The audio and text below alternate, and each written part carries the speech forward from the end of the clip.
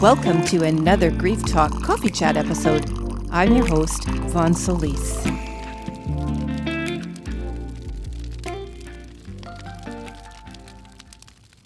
So welcome to another Divine Healing Coaching series with Vonne. I am, of course, Vonne, and I welcome you to this particular episode. Today, I'm going to be talking about, can we really die of a broken heart? Science now says, yes, we can. And though there was earlier research on broken heart syndrome that I'm going to be talking about today that dates back to 1991, a recent study that was just published actually confirms the importance of emotions and how we process grief and loss. So in this episode, I'm going to share with you what science actually says about dying from a broken heart, the signs to look for if you think that you may have broken heart syndrome or symptoms that are similar to broken heart syndrome, that are very similar to heart attack, but you would never even know that they are related to your grief. And that is exactly why I wanted to share this episode, which I wrote a blog post on in 2019 to update on this topic, but also all things we have as a forewarning can actually be prevented. I'm also going to be sharing with you what happened to me after I lost my daughter to suicide in 2005 and started experiencing some really difficult symptoms in around 2009 to 10. And I'll share with you what the doctors told me I had. So as I said, the idea of dying from a broken heart isn't new. Research does date back to 1991. They have coined the term broken heart syndrome to diagnose and treat what actually may be a broken heart. So what is broken heart syndrome? The symptoms appear suddenly, such as they would in a heart attack, and are shortness of breath, arrhythmia, and chest pain. Because they're really so similar to a heart attack, and let's face it, a lot of us don't even know when we are experiencing heart attack symptoms. In broken heart syndrome, researchers have identified that they are brought on by shock, stress, or an emotional event such as a loss and bereavement. So the medical term for broken heart syndrome is Takotsubo cardiomyopathy. So the symptoms attack the heart muscle, leaving the left ventricle with a distinct shape and cause the heart to balloon, weaken, and contract abnormally. So there are real symptoms that doctors can attribute to broken heart syndrome. So while recovery is possible, depending on the severity of symptoms and or complications, you can actually die from it. So at the time that I gathered this information and did my blog post on it in 2019, the UK was reporting that they had about 2,500 deaths a year related to broken heart syndrome, but that number may be much greater given the folks that don't go and actually see a doctor ever or do not get diagnosed for broken heart syndrome. Numbers around the world are very vague, especially on the internet, so there really isn't a lot of information available about broken heart syndrome. And that's actually probably, if you think about it, if we don't talk about certain medical conditions or they don't appear severe enough, lots of people are being diagnosed with something kind of strange, let's research this. It really doesn't get the attention it deserves. And that's why things slip under the radar, especially for us in our grief. And so with the research that was done earlier, the researchers did not know really what to attribute broken heart syndrome to, but they did believe it was related to increased stress hormones in our body, in other words, adrenaline, that we experience after a shock or loss. So that's progress. So an interesting fact was also that this earlier research identified in brain scans of patients with broken heart syndrome that there was noticeably less communication in the brain between the region that is responsible for our emotions and the area of the brain that is responsible for our automatic responses or our unconscious responses, such as our beating heart. compared to normal brains. But because our emotions are processed in the brain, doctors still have not been able to confirm whether broken heart syndrome originates in the brain or the heart. So they are hoping that cardiologists and neuroscientists can work together and do some research together so that they can really localize where the problem is existing. So fast forward to a study that has recently been published, inspired by the concept of dying from a broken heart. Researchers have now been able to confirm that it is our emotional response to death and loss that plays a significant role in this concept, if you will, of dying from a broken heart. So how have they been able to identify this? So in this study that's just been released, they took 59 patients who had a loss within the last year, and they studied their responses to specific ideas of attachment and separation to their loved one who had died, and measured their blood pressure.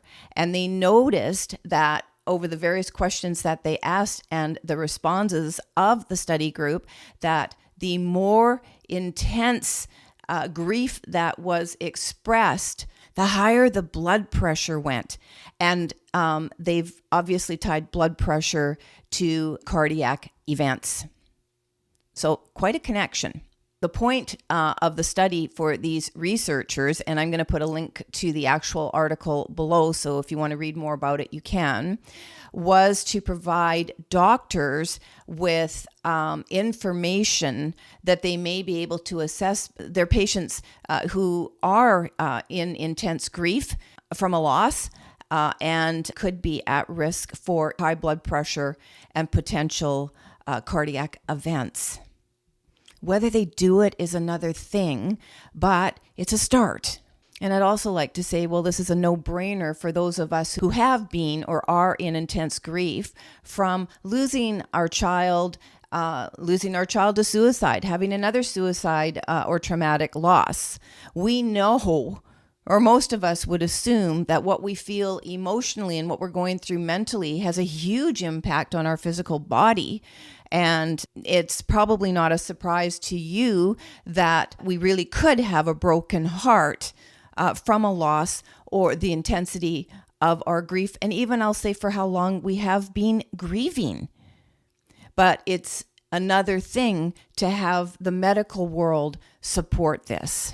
So in the Western world, it's really important to remember that science needs to back up any evidence found to treat and cure our ailments. And this totally relates to, areas that we struggle with, such as grief, that is so completely misunderstood and unsupported to a large degree by all of our communities in the Western world. And specifically, I'm going to talk here about North America. I have heard by talking to other people in the UK, in Europe, in Australia, even in South Africa, that they experience relatively the same thing in terms of support and awareness and education and understanding of grief, similarly to how we do in North America.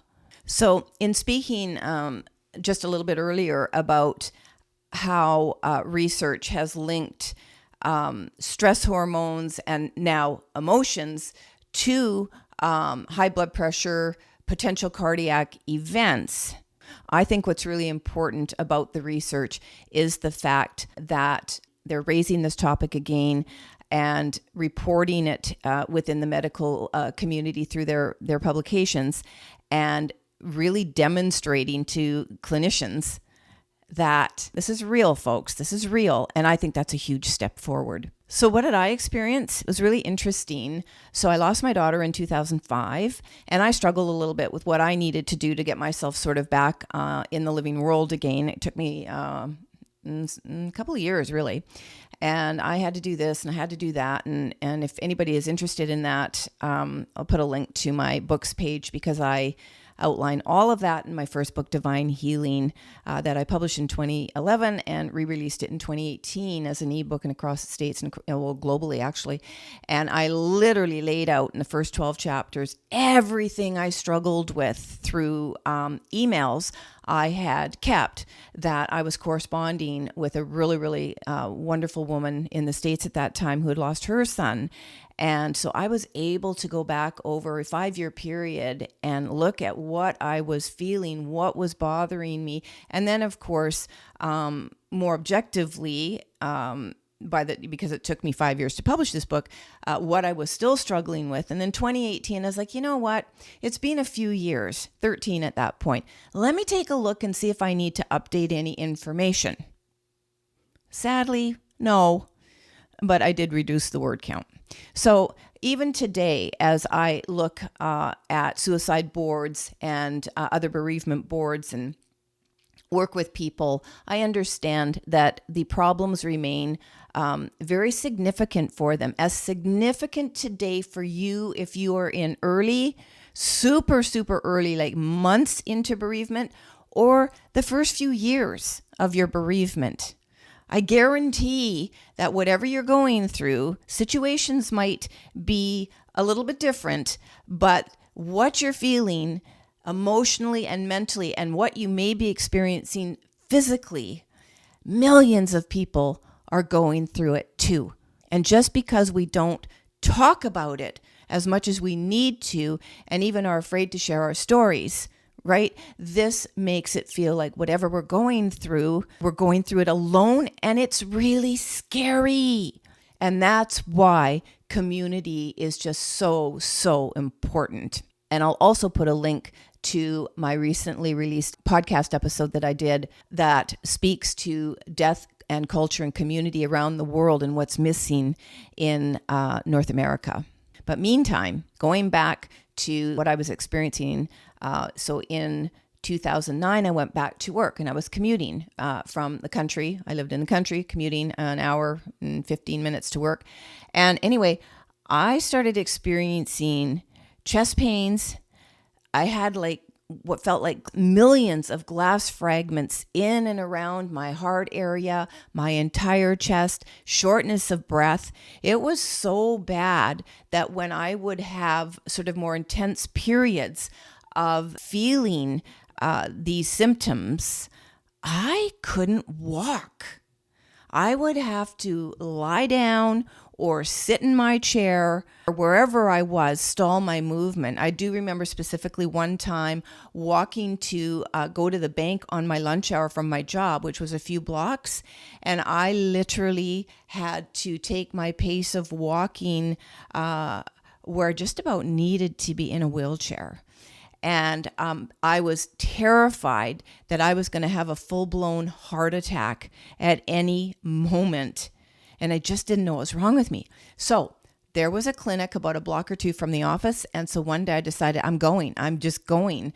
And so I went there a couple of times, did a drop-in, met with a couple of different doctors.